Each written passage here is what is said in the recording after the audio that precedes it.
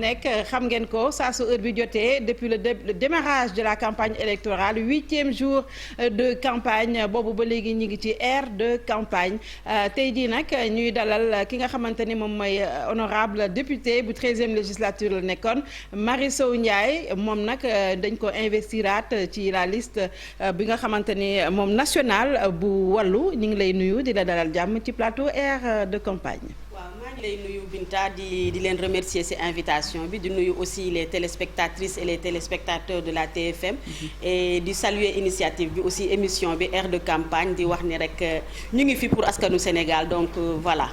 ñu ngi dugg ci kanam tuuti ci waxtaan bi di dalal Aminata Bandakan Kébé liste majoritaire bu Dakar. Bu US Union Citoyenne Buntu bi ñu ngi lay nuyu di la dalal jàmm ci plateau ère de campagne. salaamaaleykum Bintu ñu ngi lay fay également di nuyu auditeurs yi ak auditrices yi ñuy seetaan te nekk ci biir Sénégal ak ci bitim réew mi di nuyu ñëpp waa diaspora bi ak ñëpp di nuyu également sama naataango bi ma toogal Marie di rafetlu invitation bi. voilà alors 8e jour de campagne Marie Sow ñu bëri dañ doon xaar ay offre programmatique offre de législature mais tey gis nga ko presse bi dañu xëyee ne vraiment campagne bu ñu gis mooy violence partout gis ngeen ko verbal léegi sax dugg nañu ci violence physique naka nga ko dundee. waaw Binta maa ngi lay remercier encore une fois de plus di leen remercier ci invitation bi comme ni ma ko waxee. di wax ni rek violence moom kenn bëggu ko fenn.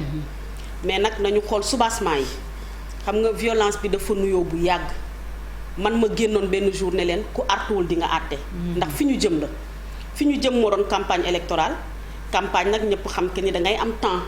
wax lu la neex donte da nga koy teg ci charte. mais di nga wax lu la neex te am na loo xamante ni mënu la cee fekk. aujourd'hui man dama gis que ni violence bi non seulement mu nekk violence physique violence verbale mu ngi fi. violence psychique même mu ngi ci réew mi. et loolu bi ñu ci waree wax defe naa njëlu woon na bu yàgg. mais nit ñi dañu bàyyi woon mu jàll.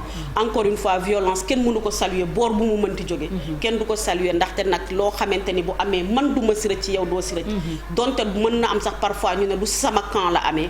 mais benn camp la ñu am ñun ñëpp muy le Sénégal. parce que nag li ma tàmm di wax mooy li ñu Sénégal benn bopp la kenn du ko xar ñaar. te comme li ñu boole moo ëpp lu ñu war a diviser defe naa war nañ ko mën a rafetal. ku si nekk wax say offre de campagne programme la ñu wax. on part à l'Assemblée nationale. ñëpp xam nañ assemblée bi ni mu tëddee. ñëpp xam nañ aussi fan la sénégalais teg assemblée nationale aujourd'hui. est-ce que l'idéal n'était pas aujourd'hui ñu génn taxaw wax ak askanu Sénégal wax leen ni leen ban assemblée la ñu bëgg. lan la ñu siy xaar ak buñ ko jotee lan lañ koy doxalee. defe naa loolu moo gën violence. bu ñu amee ay argument du ñu soxla doole. defe naa fu argument ñàkk rek la ñuy jël doole bëgg koo teg ci kaw. Aminata. voilà buntu bi naka la ko dundee yooyu violence. waaw bunt bi moom comme ni ngeen ko gisee rek ñëpp gisee ko doonu ñun je peux dire que nous sommes une opposition républicaine. Violence moom kenn mënu cee ànd que mu jógee du camp de la mouvance présidentielle que mu jógee également du camp de l'opposition. Voilà violence moom ku nekk xam na ni lu mu yàqul du ko defar.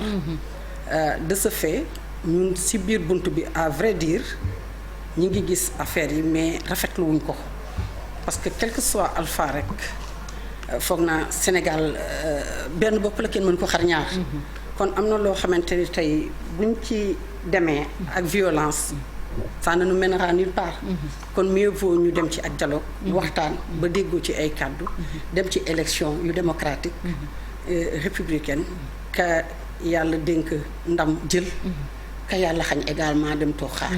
ndax li ma leen di wax rek c'est pas parce que da ngay nekk député que da ngay liggéey sa askan. mais y a plusieurs gens y a beaucoup de gens yu nga xamante ni ils sont dans les quartiers di liggéeyal askan bi te duñu député. duñu ministre duñu directeur général. voilà kon violence bi. moo tax ñu bari dañuy laaj ndax Marie Sow bu gisee ñu ériger violence en règle ci campagne bi quelque part les gens se demandent si est-ce que les coalitions qui sont en lice am nañu offre bu wax programmatique. waaw xam nga offre programmatique. ñëpp xam nañ que ni enfin man coalition bi ma bokk. wàllu Sénégal.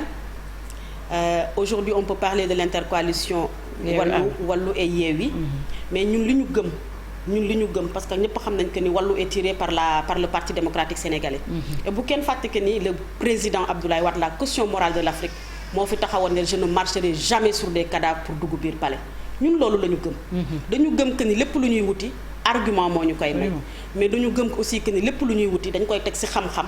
mais bu ñu amee xam-xam bi aussi dinañ jëf on va se donner les moyens ba nga xam ne daañu ko mën a jëfee.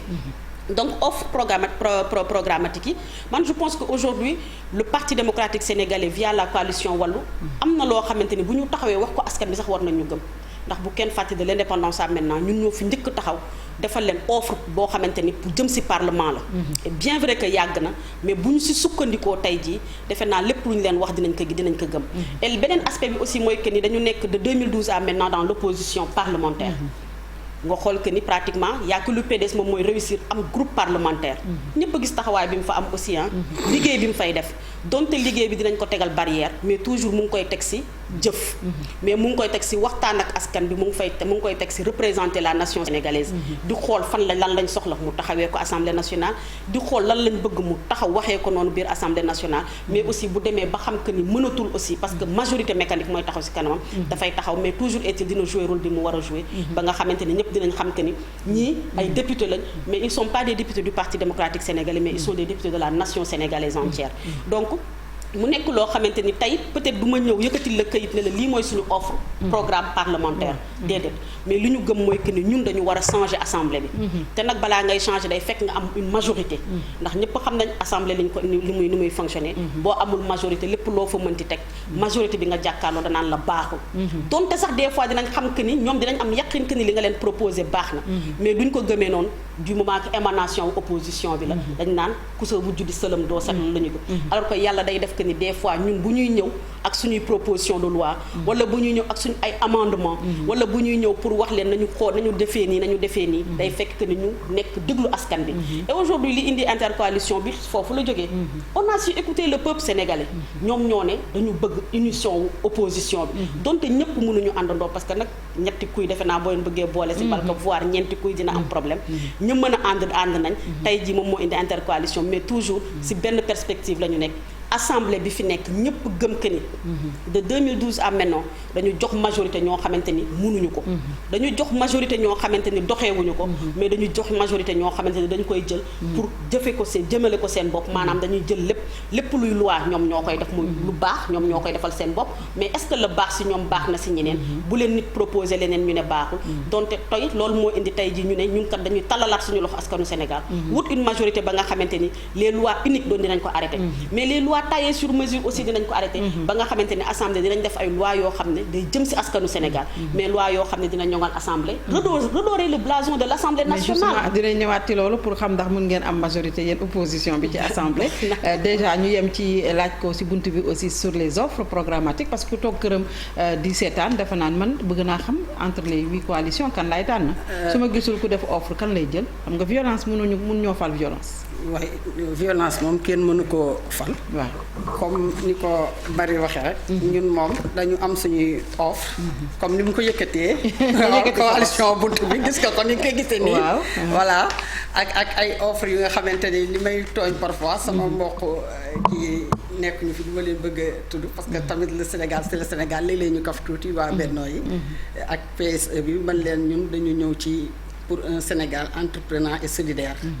yi gravité ci autour de 5 piliers yi nga xamante ni ay proposition la ci programme c'est-à-dire un premier pilier industrialiser notre économie et booster le pouvoir d'achat pilier 2 restructurer et moderniser l'administration consolider les corps de contrôle et faire les réformes nécessaires pilier 3 également réaménager le territoire pilier 4 garantir les services prioritaires universels pilier 5 dynamiser la coopération régionale et internationale refonder notre diplomatie ci pilier yooyu nag am ay mesures yu bëri yoo xamante ni peut-être du ci mën a dugg parce que le temps si ça nous le permet mën nañ ci laal mais seulement li may dolli si pilier yooyu mooy tey par exemple assemblée avec la 13e législature c'est vrai que comment dirais-je la mouvance présidentielle amoon na fa majorité mécanique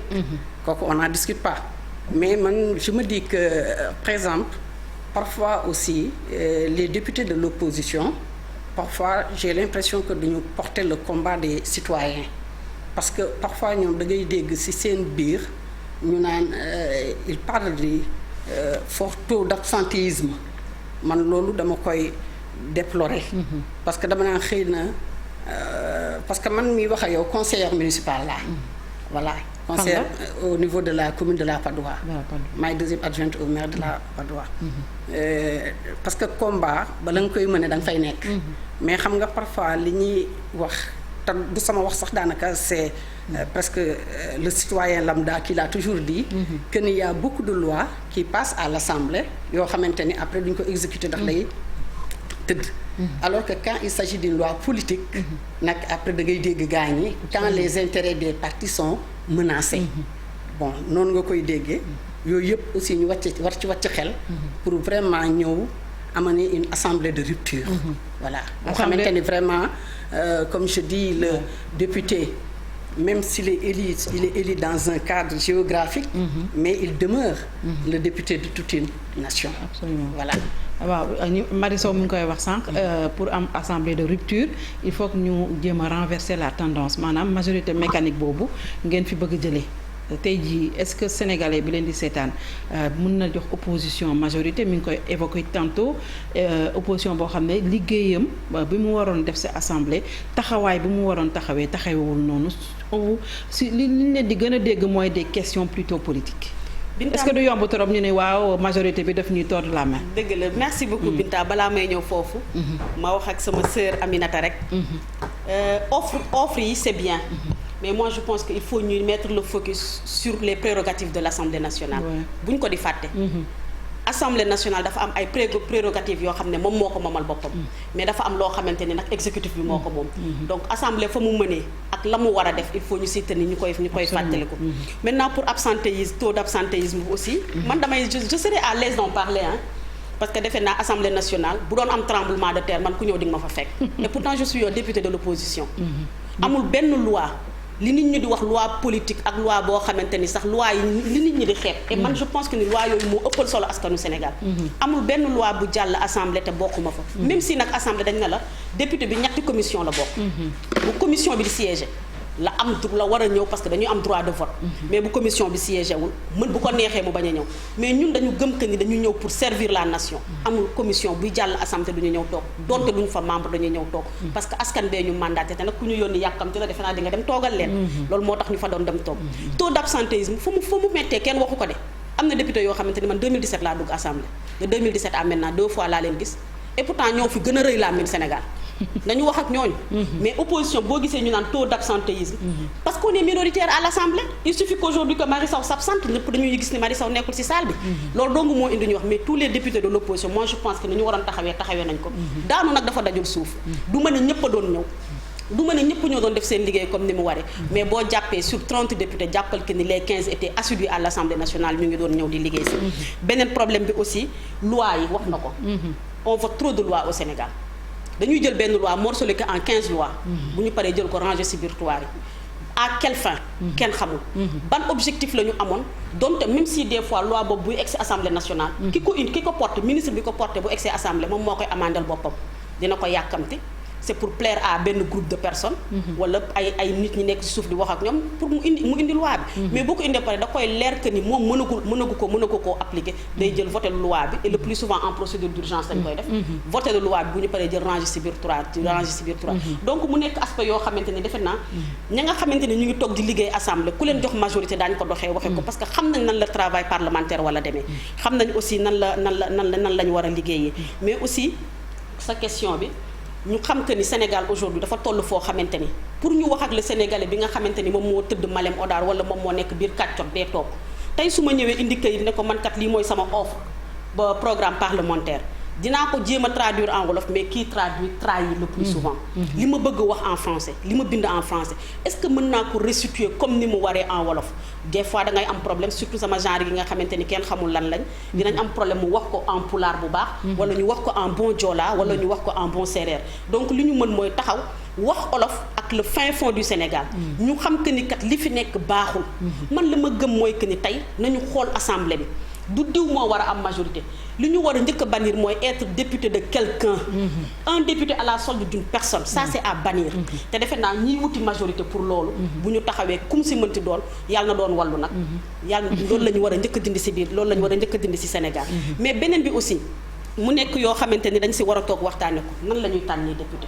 le problème est plus profond que ni nit ñi di waxee waaw bëgg naa ñu ñëwaat naa ci tànnu député boobu bëgg naa ñu ñëwaat ci mais bëgg naa aussi ñu ngeen wax ñu naka ngeen mën a convaincre askan wi ci assemblée bi nga xam ne jóge nañ fa li ñu ci gën a jàpp mooy assemblée boo xamante ne scandale yi defe naa moo gënoon secouer la 13e législature tey jii yéen opposition bi ngeen bëgg a renverser la tendance bëgg am gën a am doole nekk les députés du peuple tey jii est-ce que dina yomb trop tey jii askan wi amaat boobu confiance joxaat leen ko Aminata nekkoo woon député mais non c'est une question boo xamante ne yow yaa ngi wut dagaan yaa ngi bëgg a dem assemblée mais fekk na ci contexte boo xamante ne assemblée bi ñuy askan wi gis yàgg koo gis vraiment dafa dañ dem sax ba xaw a neexatu leen daal assemblée nationale bi boo waxee ñu ne seen bopp lañ fa nekkal. effectivement parce que je peux dire que bon demuma assemblée. bon dañuy ñaan yàlla bunt bi am majorité comme l'a souhaité ma sœur. mais li may wax rek lu yàlla dogal. dina am mais comment dirais-je dama bëgg a wax ni man je suis conseillère municipale xam nga conseillère municipale c'est presque un député local. hémicycle yi benn la c'est presque le même travail. Comme ni koy déggee. ni nga ko waxee Sénégal gi ils n'ont plus confiance aux députés. Surtout venant de la 13e législature. Parce que man li ma njëkk a déplorer foofu. Quand on parle du budget de l'Assemblée nationale. xam nga léegi sama sœur wax na ne assemblée dafa am ay prérogatives. mais assemblée même si nous sommes bu ñu nekkee ci un régime présidentiel fort. assemblée foog naa comme ni ñu koy waxee bu fekkee ku nekk da nga fa toogal askan. je ne dirais pas de quelqu'un qui dëkk Goudomp wala ki dëkk Saint-Louis. parce que je me dis que man député Saint-Louis bi. député waa Thiès la. député waa Louga la député waa Mbour la. parce que tu es le député d'un peuple d'une nation. kon je me dis que même boo bokkee tey ci mouvance présidentielle bi. ñu indi une loi bu nga xamante ni ça va aux encontres des intérêts du peuple. je crois que da nga war a voter contre cette loi. mais comme ñoom noonu lañ ko gisee. dafay y a tellement de soubassement politique.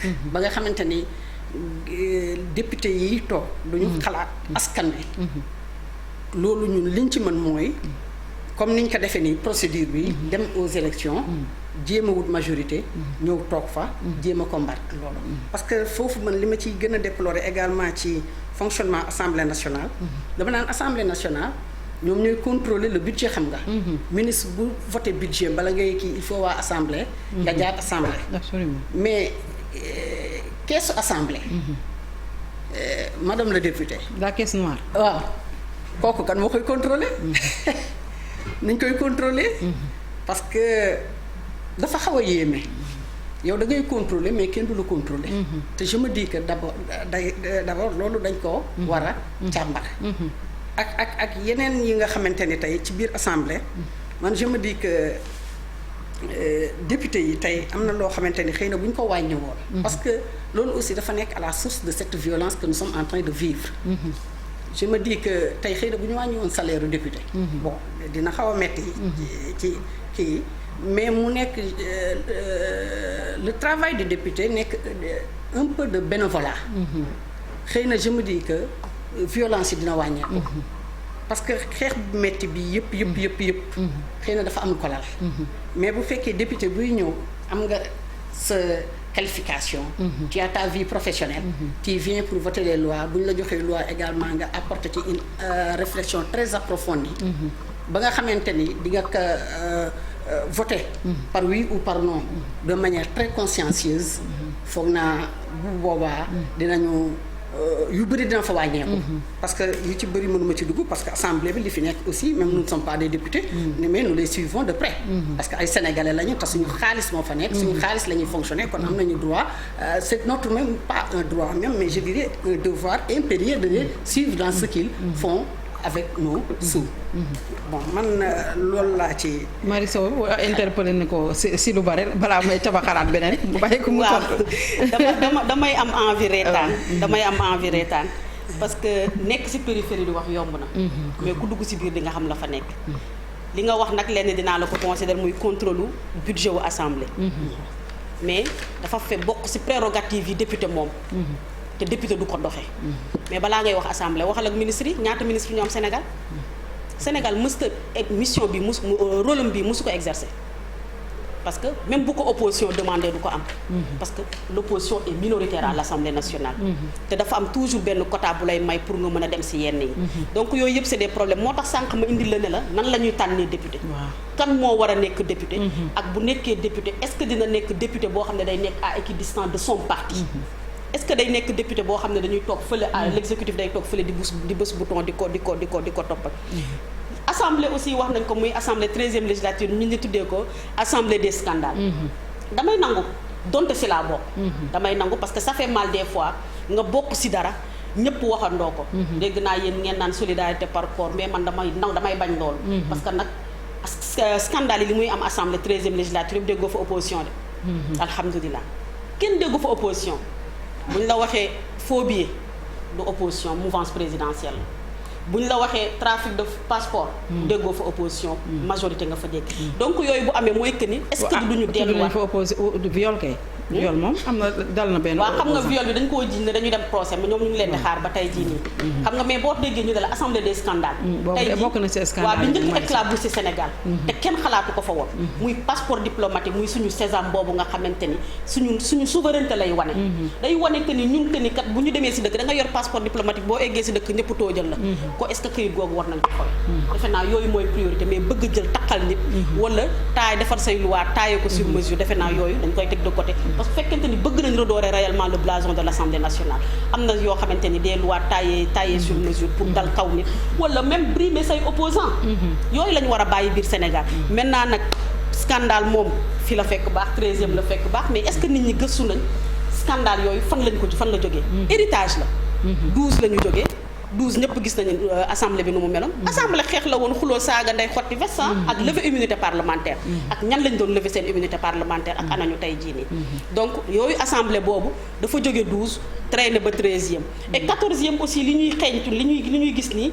bu ñu dof la woon tey jii ba yàlla nattuñu ba ñu jël mouvance bii jox ko majorité. pire moo fi amaat. parce que wane nañ ko déjà. wane nañ ko ni fi ñu jëm ak ñun ñoom xam nañ ko. ñoom seen agenda lañ yor de dañ ko taay dañ ko kale ba pare. maintenant ñun ñooy am suñu xelu bopp ñun ñooy xam suñu bëgg-bëggu bopp xam askan bi fan la ñuy xaar ñu dem wuti ko muy majorité bi ñu bëgg à l'Assemblée nationale pour seen loi boobu ñu bëgg a jàllale du jàll muy loi bi nga xamante ni mooy la loi sur le mandat impossible loolu rek benn objectif boobu rek la ñu am 14e législature benn loi phare la ñu am muy le mais Marie Sow tey jii même sax tey jii bu fekkente ne est-ce que opposition mun na am majorité ci système de vote wala mode de scrutin bi nga xam ne moom la ñuy falee député loolu tamit question la bu ñëpp di laaj mais est-ce que waruñu xeex aussi pour le pouvoir exorbitant de l'exécutif tey jii président Macky Sall quoi qu'on puisse dire wala bokk l'institution même l'exécutif nu mu phagocyté dafa mel ni ku phagocyté même le judiciaire tous les pouvoirs se concentrés wu entre les mains du président de la République est-ce que loolu warul nekk le combat fondamental bu ko defee nag suñu institution yëpp mën a am aéré. xam nga mooy li ma la doon wax sànq ne la il nous faut une assemblée forte. Oui. mais il nous faut une assemblée boo xamante ni dina jël départ dina jël liberté par rapport à l'exécutif. Ouais. parce que kooku bu demee bu assemblée bi jëlee liberté par rapport à l'exécutif rek defe naa judiciaire bi dina dem.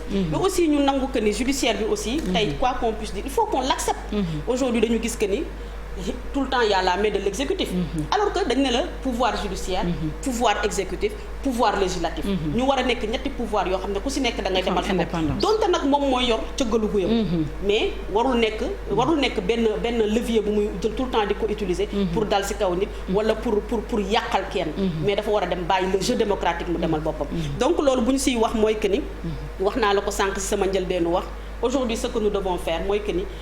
exécutif na génn ci législatif mais exécutif na gën a génn ci judiciaire bi nga xamante ni moom lay instrumentaliser aujourd'hui pour brimer ses opposants donc yooyu yëpp mooy li ñu leen di wax depuis tout à l'heure aujourd'hui on a besoin d'une assemblée forte mais on a besoin d'une assemblée boo xam ne dina am liberté mais balaa muy am liberté aussi Binta il faut ñu xool nan la ñuy tànnee député ma sœur maa ngi ko sànq ma bëggoon la see tontu gis nga salaire u député yi moom jàppal que ni dans la sous-région les députés du Sénégal sont les députés les plus mal payés au monde.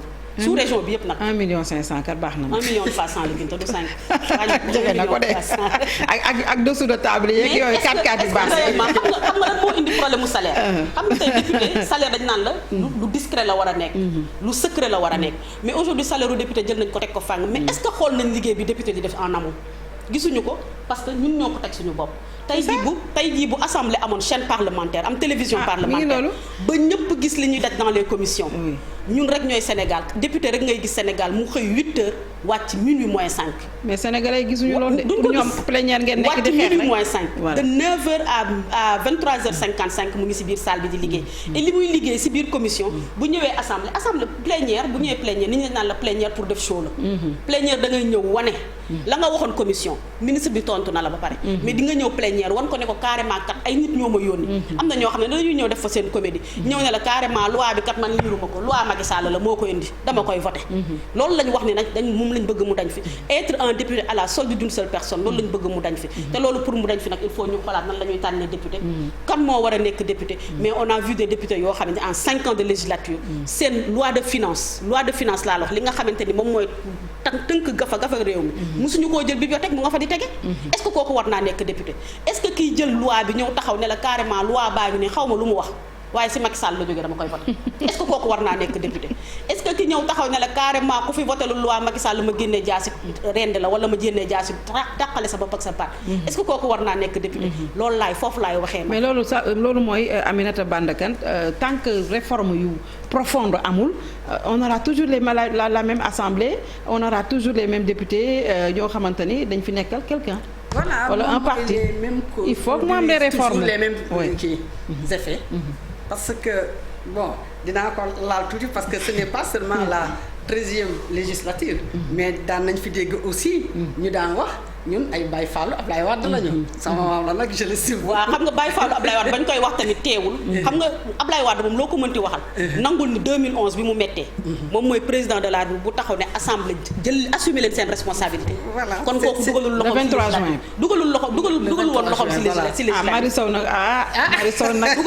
nag bu baax Marie Sow nag kenn du retiré ñaata projet moo jàll non mais bu waxoon kenn du retiré bu waxoon mais avant le 23 aussi quand même am na ay projet de loi yu jàll loolu waxin la rek xam nga moom mi am baaxam ba ne dem leen bàyyi leen ñu génn au moins moom bàyyi am na nangu na que ni c'était un droit boo xamante ni nit ñee ko moomal seen bopp constitution sénégalaise moo leen ko déjee mu ne leen dem leen mais aussi ba assemblée ba tàng ba ñuy wax ak moom dafa leen ne carrément vous êtes l'exécutif vous êtes le législatif je suis l'exécutif assumé waaw mais c'est pour dire que du tey lay soog a am li ñuy dund nii du tey lay soog a am damay ñëwaat rek toujours ci tànninu député yi parce que man je crois que le mal il faut l'attaquer à la source parce que kii représenter tout un peuple dafa war a nekk nit ki nga xamante ni d'abord am na un vécu am na cursus parce que li ma leen di wax lépp politique la mais tey li ñu gën a sonal ci politique bi mooy da ngay gis ñoo xam ne amuñu aucune expérience ñoo militer dans un parti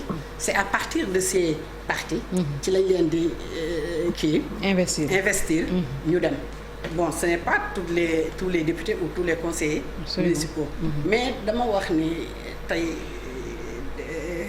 comment dirais-je le député ou le conseiller municipal sax man laay wax en général il doit être une personne imbue de justice et de probité dafa war a nekk nit koo xamante ni dëgg rek moo koy ñor parce que tey mën nga ñëw ci benn coalition nga nekk fa député ñu am majorité mécanique yow am na loo xam ne bu ñu la ko voté loo li may wax sa digg ak sa borom rek nga war a xool. waroo xool li neex kële. mais tey c'est vraiment dommage et déplorable. loolu rek la ñuy dund. fii laa far. lii lañu wax. sama président groupe parlementaire wala majorité mécanique bi ma bokk. lii la dogal. Je vais suivre. mais tant que réforme yi Marie Sow doon wax léegi amul façon bu ñuy tànnee député bu ñu ko xoolaatulee malheureusement loolu rek moo fi. moom laa lay wax dama ne xam nga tey boo ñëwee ci parti politique. waaw tout le monde ne se connaît pas. alors que dama leen di wax la meilleure tribune politique au Sénégal. c'est l'Assemblée. pas l'Assemblée mais les quartiers. xam nga tey damay wax ne tey parce que assemblée bi bu doon meilleure tribune politique. am na ñoo xam ne duñ fa dugg.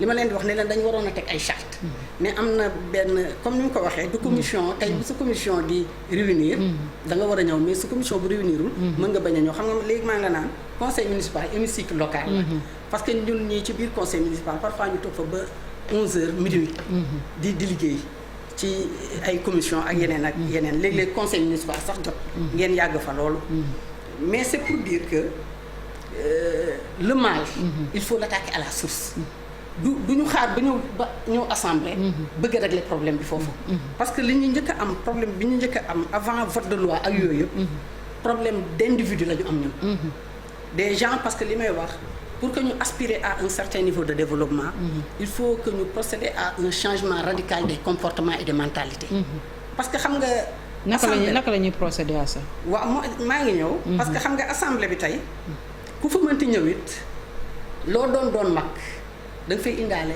liñ la yore. da nga fay indaale sa jikko. ak sa mentalité. yaa xam nag sa mentalité ce qui te motive. parce que am na ñoo xam ne tey bu ñu agsi woon assemblée yow bu fekkee da nga leen a jël sax une coalition da leen a jël teg leen tête de liste nationale la plus grande coalition. mu leer la ne au pire des cas dañuy jàll. bu ñu jàllee aussi bu ñu ñëwee. bu ñuy voté dinañu voté ak seen aqulaayu tàlla. loolu laay wax que l'individu soit un individu imbu de justice et de probité. nekk nit koo xamante ni looy def aussi li may wax soit on est musulman ou chrétien. ñun ñëpp yàlla la ñu gëm. da nga koy def sa diggal sa borom. man foofu laay waxee. léegi nag si beneen de l'autre côté. Sénégal aussi. Il y a une forte concentration des pouvoirs autour du président.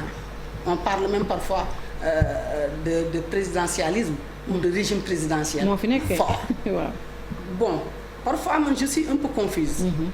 Parce que bon ci doxalin di nga am xalaat ne xëy na le président est derrière le législatif ou le judiciaire.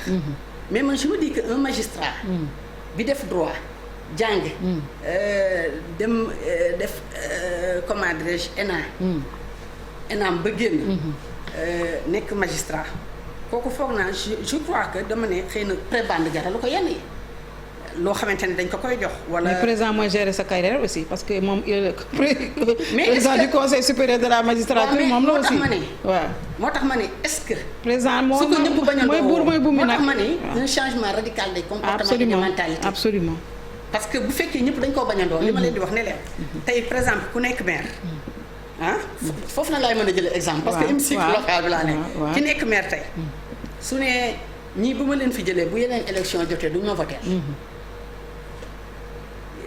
kenn ñëw ne leen bu yeneen élection jotee bu leen fi jëlee boo leen ma votelee bu yeneen élection jotee dama leen fii wàcc xam nga kooku kon confusion am na fi mu nekk ñële ña fa toog ña def une occupation anarchique de la voie publique dañuy daal di bëgg a voter que alors que je me dis que le maire exécutant bu taxawee ne leen yéen ñii lii ngeen def du yoon dama leen di teggi l'autre candidat ñëw ne leen li mu leen wax lii dëgg la man mii tamit boo leen ma élire ni mu leen di teggee noonu laa leen di teggee xam nga problème dootul am on règle le problème te c'est un problème bi nga xamante ni c'est un problème collectif mais dañuy jël mbir privilégié kenn pour plaire à quelqu'un alors qu'ils sont en train de sacrifier le peuple alors que li ma leen di wax nous sommes dans une république te fii le seul pouvoir le pouvoir existant c'est le peuple. kon ki ñu war a jox cër. ki ñu war a faale. ki ñu war a yëg.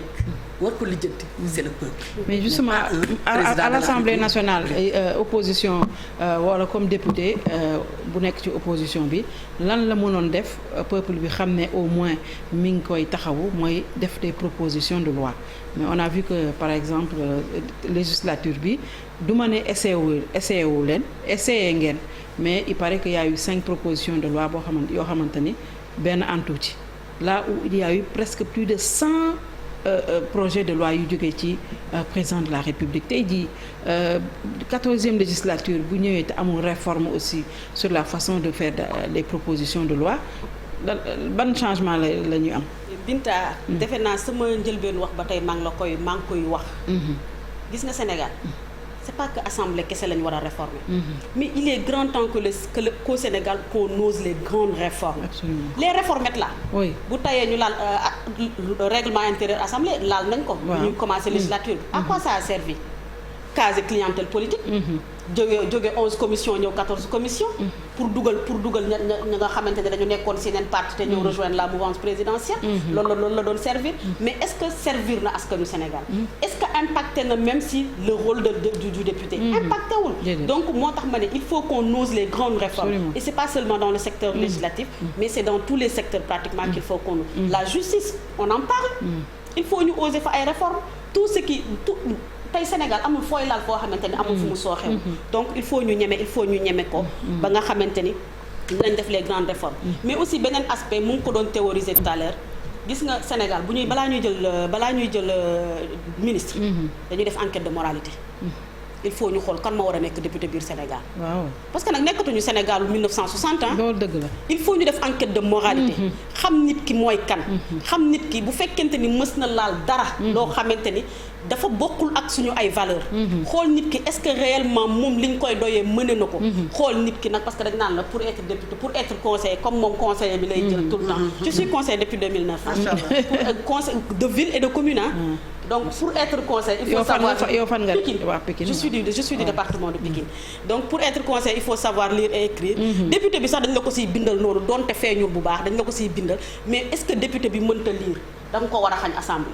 waroo ko xañ assemblée ndaxte nag c'est pas pour rien qu'on a la traduction simultanée à l'assemblée on n'est pas c'est vrai qu'on a été colonisé par la France mais est-ce que dañu war a taxaw jël tribunal assemblée rek di fa wax tubaab déedéet war nañ leen mën a former dans les partis na lépp jóge ci parti yi parce que nag dañ naan la émanation wu assemblée nationale émanation wu parti politique yi la ak ñi nga xamante ne ñoom la ñuy wax les indépendants ñoom ñoo fay ñu mais toujours rek ku ci nekk am nga kuréel boo jógee kuréel yooyu ñu jógee bu ñu leen formé jox leen lan la ñuy xaar ci ñoom wax leen liggéey bi nan la war a demee te nag il n'est pas dit que ne da ngay yóbbu député bi rek bàyyi ko mu mën a demal boppam aujourd'hui boo xoolee dans les autres législations da ngay ñëw fekk ñu jël benn député benn assistant parlementaire aujourd'hui pour toute l'Assemblée on était à 15 assistants je pense qu'on est à 13 ou 14 maintenant est-ce que ñooñu mën nañ liggéey et c'est pas des assistants parlementaires des députés c'est des assistants parlementaires des commissions commission bi la ñu liggéeyee ils sont là pour faire le rapport est-ce que seen rôle la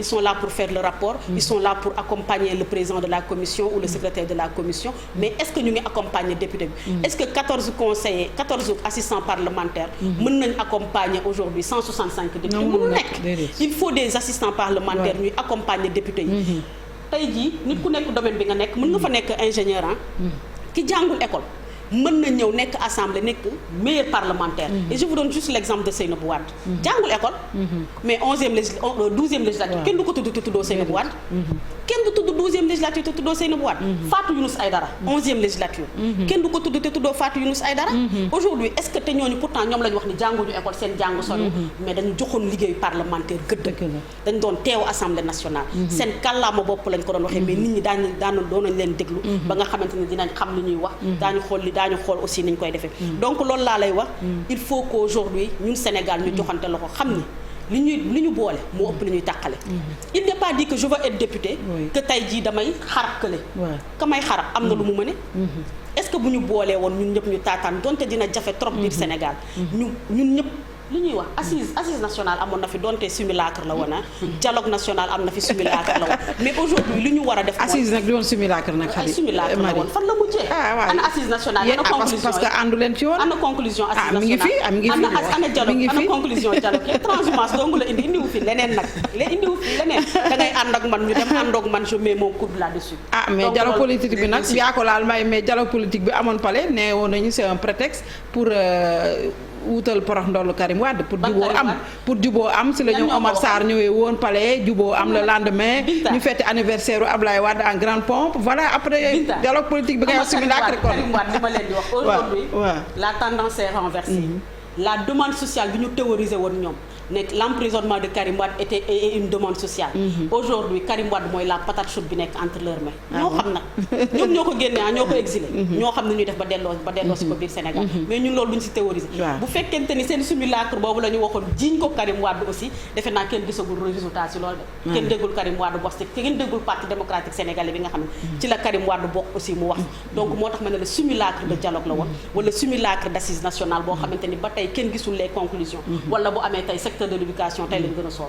alors sànq yaa ngi évoqué ay jigéen ñoo xamante ni vraiment kenn du wax assemblée nationale ay législature te duñ leen tudd wax nga ay Seynabou Wade ñu ngi leen di nuyu la Aïdara man moom sama xarit Woré Sarr moom tamit vraiment koo xam ne que assidu la te bu jógee di nga xam ne vraiment xam na li muy wax ak li muy def ñun dañu soxla ay jigéen yoo xamante ne duñu ay ingénieur mais duñu ingénieur këyit mais ingénieur lañ si li ñuy wax absolument moo tax jigéen yu mel noonu nag la bëgg est-ce que mën nañu am jigéen yu mel noonu taxawaay bu mel noonu ci 14e législature parce que lu ñu gën a gis ci jigéen ñi nekk assemblée nationale saaga bi moom foofu la ñu féete. macha allah boolewu ma ci nag Marie Sow ba ma gis nañu guerrière la moom. bon déedéet tuuti rek parce que man nee naa ne loolu sax dafa bokk ci suñu. taxawaayu jigéen ci 14e législature bi. pour la langue. la langue véhiculaire nekk suñu langue nationale. Il y a 10 langues codifiées à l'Assemblée. voilà kon bon je n'ai nullement parlé foog naa de problème langue. ou de ku jàng ku jàngul. parce que j'ai parlé plutôt de personnes imbues de justice et d'intégrité nga xamante ni de probité nga xamante ni day gëm li muy def te li muy def. et c'est pour ça que j'ai parlé d'enquête de moralité. voilà foofu laa waxee enquête de moralité bi. enquête de moralité bi c'est bien foofu lañ ci déggoo sax. mais ñu mel noonu. parce que li ñuy wax rek ce n'est pas parce que tey dama naan leen même l'intellectuel. quand il n'est pas honnête il devient un danger public. parfaitement je crois bien. par contre. te ñooñu sonn na ñooñu dañu jàng xam nga peut-être. li may wax ne leen langue bi la rek. la langue coloniale. mais dama ne leen tey bu ñu jàngaloon ci suñu langue maternelle yi rek. ou paternelle je dirais langue nationale yi. balaa maa paayee mere pour bu ñu ci jàngaloon. kon tey maire yi nga gis fii ñuy toog yooyu dañuy nekk ay ingénieurs. absolument parce que groupement de femmes yi may nekk dama leen koy wax ci suñu projet yi. dama naan leen xanaa xamoo yéen. tey lii ñuy jàngal ni xale yi école polytechnique. bu ñu leen ko jàngaloon. yéen mën ngeen a nekk ay ingénieurs informaticiens. ak ay génie électromécanique. bu ñu ko jàngaloon ci langue olof. mais tey lan moo suuxee suñu jàng ci éducation bi. tout le monde le sait. C'est le problème majeur de notre système éducatif. dañuy jàngal ci langue nasar. ci langue étrangère. bon pour dire que je n'ai pas de problème de langue. au contraire je suis bien à l'aise. dinaa cof tuuti tukulóor mais aussi. boo làkkee damay tontu de. tukulóor moi je parle pulaar bi na ni pulaar bon mi ne ni seede ma nit. seede ka war a déglu woon. kon day metti. waaw kon day metti c'est pour dire que. xam nga tey boo gisee taxawaayu Seynabou Wade. man vraiment musuma am occasion toog ak moom mais je la suis à l'Assemblée nationale. absolument gis naa taxawaayam. même maire Woré également gis naa taxawaayam. te li ma gën a marqué man si maire Woré dama ne leen man dama bëgg nit ku gëm li mu tracé. macha allah kay. waaw parce que xam nga en général da ngay gis tey parti politique bu fi nekkee au pouvoir. si la tendance se renverse. da ngay gis gars ñi majorité sociologique bi. dañuy dem rejoindre le camp présidentiel. absolument ah bon avec les yeux d'où j'étais. non amuñu woon ngor rek amuñu woon ngor rek. non ngor a fa nekkul woon. voilà c'est ça. mais man loolu dama ciy naw nit. maanaam lii laay def man par exemple man personnellement man madame Kébé. je ne suis dans aucun parti politique. te tey je suis devenue adjointe deuxième adjointe au maire. de la commune de la Patte d'Oie. parce que ci mouvement communal laa gëm. dama ne leen man quartier laa gëm. da ngay jóge ci sa quartier di dox nànk di dem ci sa commune ba dem ci sa département et cetera. voilà kon man loolu aussi ñu bëri dañ naan madame Kébé kenn xamul fu mu féete. mais dañuy dem en coalition. comme tey jii ni ñu ñëwee coalition buntu bi. indi suñuy bagage personnel. ànd ak ñoom de passage di nuyu professeur Ibrahima Mbow di ko ñaanal suñu borom defal ko mu am majorité bi fële à l'Assemblée. comme dàq na Montey kay. on est vraiment. député bu mel ni Montey ngeen fexe ba ñaax ko comme ça ah. waaw Montey. vraiment moom tamit référence la woon ci 13e législature. non man Montey je ne le connais pas à vrai dire. mais moom kay moom seen secrétaire général bi laay waxal. lay tooñ. mu ngoog Ibrahima professeur Mbow. mais ñun nous sommes avec la diaspora dañu am une plateforme agricole bu nga xamante ni ñun ak waa diaspora ñoo ci nekk man je suis leur coordonnatrice nationale c'est dans ce sens là ci laa ñëwee dugg ci biir buntu bi ñu dem en alliance avec buntu bi may diriger benn mouvement bu ñuy wax ACD Saxal Yaakaar Alliance citoyenne pour le développement Saxal Yaakaar voilà donc c'est pour dire que pour revenir rek si li ñuy xaar ci assemblée surtout jigéen ñi damaa bëgg ñu occuper les premiers rôles jigéen ñi ñu nekk ci ginnaaw ñu ñu wax ci ay commission bureau assemblée yi ñoom ñu góor ñi jël ko naka lañuy xeexee ba am bureau yëpp jël nañ ko keroog rek laay liiraat composition bureau assemblée bi mais dafa mel ni j'ai l'impression que ils ont respecté la parité waaw mais góor a jiite daal góor a jiite.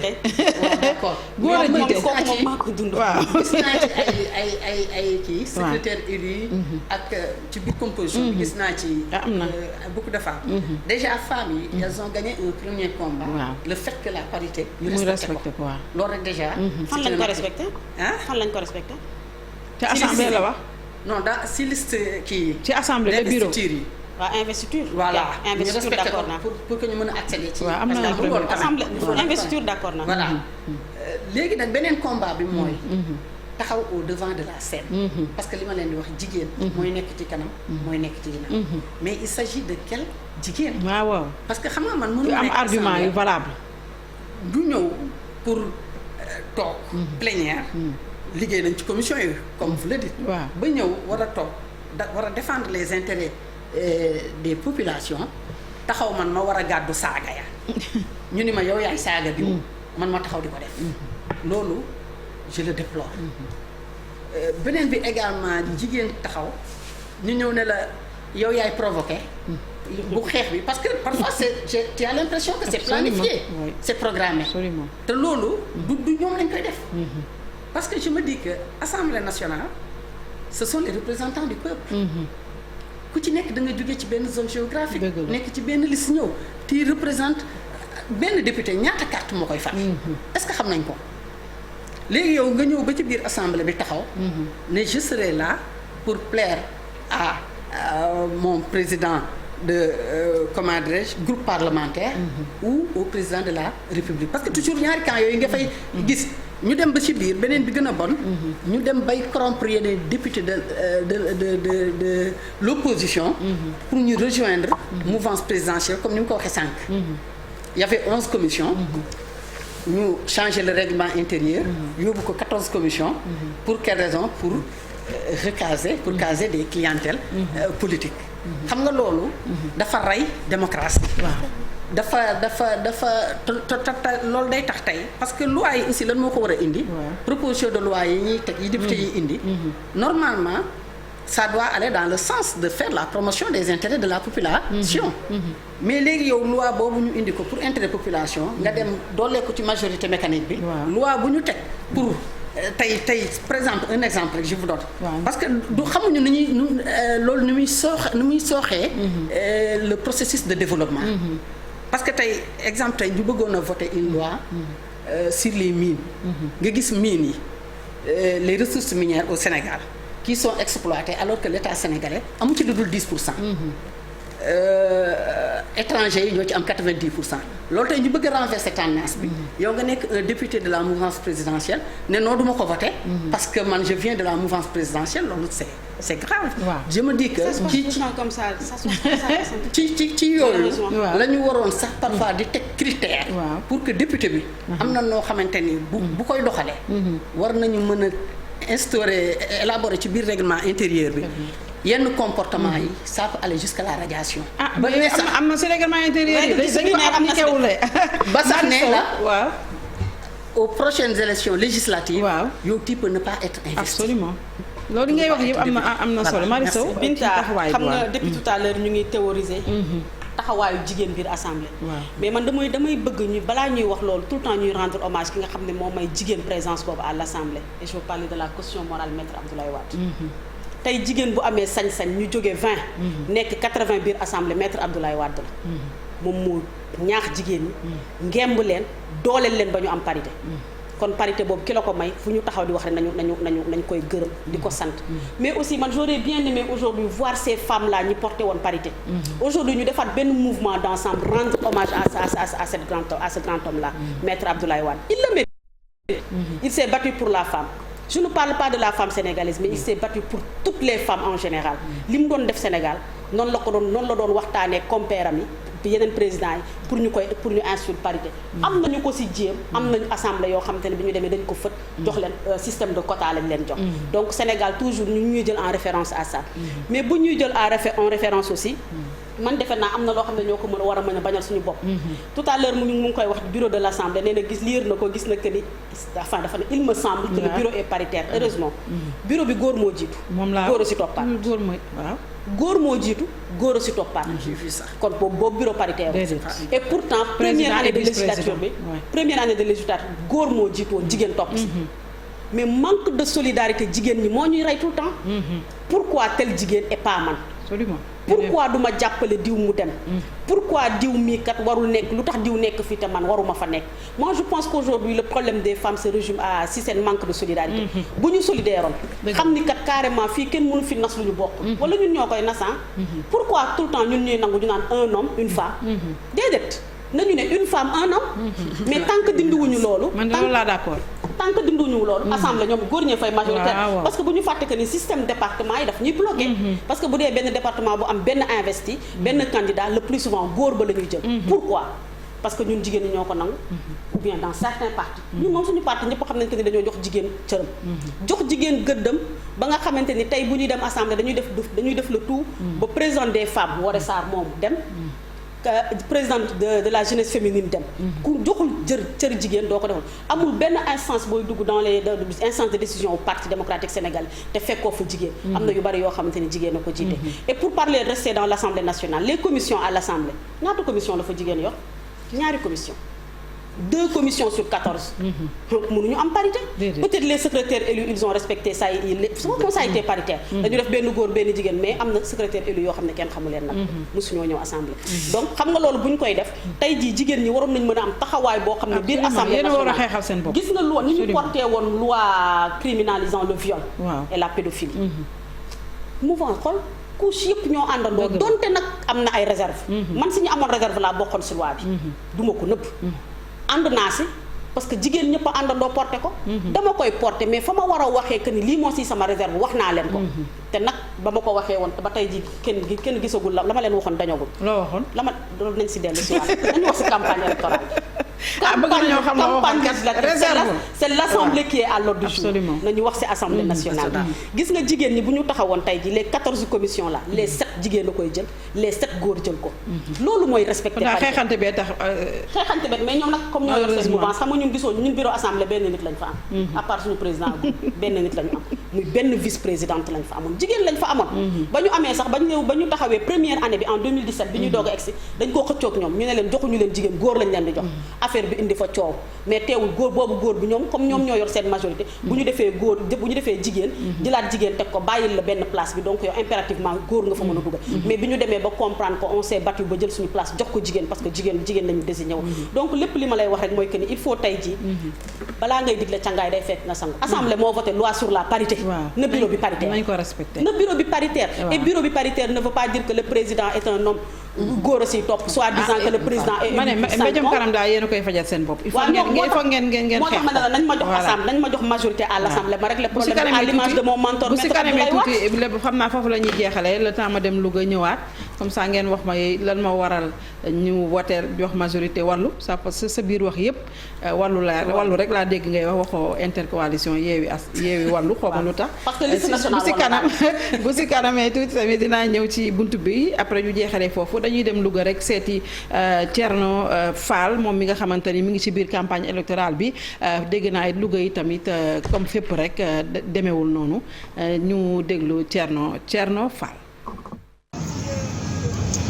ba ñu la nuyoo ñu ngi nuyu suñu mbokku téléspectateurs yi ñuy seetaan comme ni ñu ko waxee rek noonu la campagne yi door na fii ci diwaanu Louga waaye li ñu gis rek mooy mën nañoo wax ni timidement parce que ba léegi nii daal ñi nga xamee ni si ñooy tête de liste nationale yi kenn rek ñaar lañ ci gisagul ñu jaar fii ci diwaanu Louga ginnaaw ki nga xamee ni moo di madame Mimi Touré di tête de liste Benno Bokk Yaakaar ki nga xamee ni moo di Pape Diop moom moo toppoon ay tànkam fii ci diwaanu Louga Pape Diop nag li mu dikk askan wi mooy ab assemblée bu nga xamee ni ay député yu nga xamee ni si dañuy jege seenu askan mën a xam seen ay jafe-jafe ba mën koo défendre foofee ca hémicycle ba ki nga xamee ni nag moom sax doonte du candidat waaye bokk na ci Aar Sénégal muy Abdourahmane Diouf moom itam ñëwoon na seet si ki nga xamee ni moom mooy tête de liste bi fii ci diwaanu Louga di Ablaye Diop ñoom nag li ñu bëgg mooy am ab groupe parlementaire bu nga xamee ni si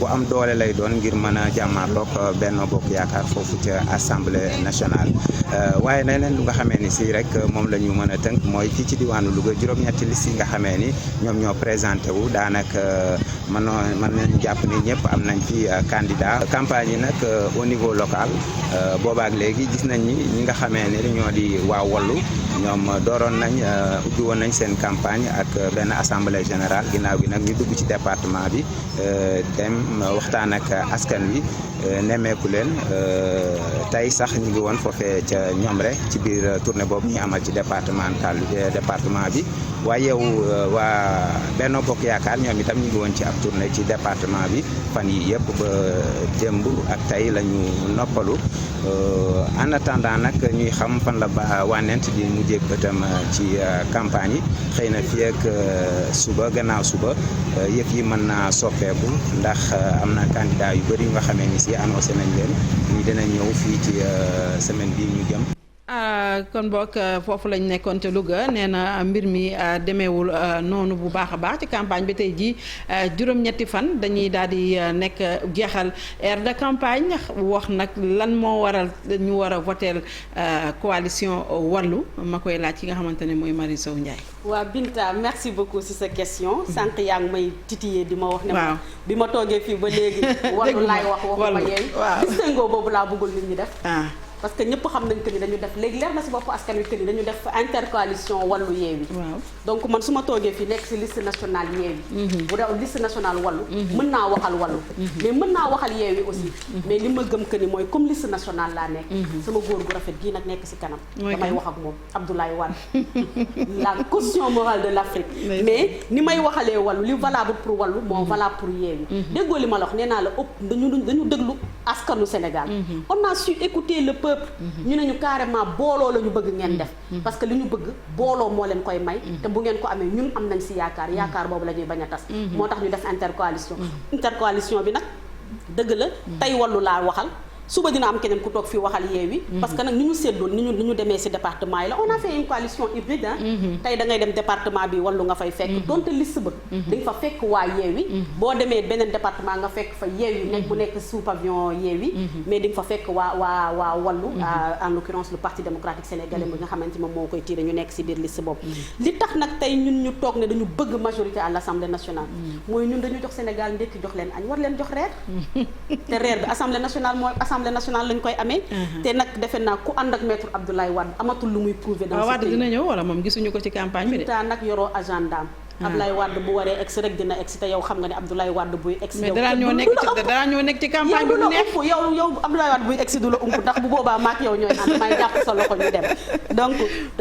dañu pour plusieurs raisons ñuy laaj majorité à l'Assemblée nationale Abdoulaye Wade mérite ça Abdoulaye Wade si boppam moo mérité ñu delloo ko njukkal boobu noonu. 78 ba léegi. defe naa assemblée nationale bi donte en 78 am na lu ko fa waa parti socialiste defoon. ñun dañu gëm que ni dañ ko war a delloo njukkal. delloo ko njukkal mooy li mu mbébét pour askanu Sénégal. war ko traduire en texte de loi. ñun dañ ko war a jàppale si loolu ba nga xamante ne daañu am majorité pour l'intérêt de la nation sénégalaise. te Abdoulaye Wade nag ñëpp xam nañ que ni il porte le Sénégal dans son cœur. il porte l'Afrique dans son cœur. kooku nag bu ay ndawam taxawee ay doomam ay sëtam tey taxaw di dagaan baatu askan bi pour am majorité à l'Assemblée nationale.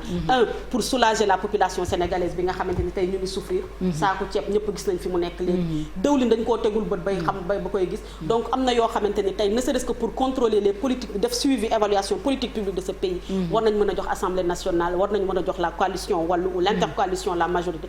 parce que bu ñu nee intercoalition mooy que ni on veut que l'opposition soit majoritaire à l'Assemblée. parce que nag opposition bi ñoo dugg ci car rapide. mais na nekk cohabitation républicaine. déggoo li ma la wax.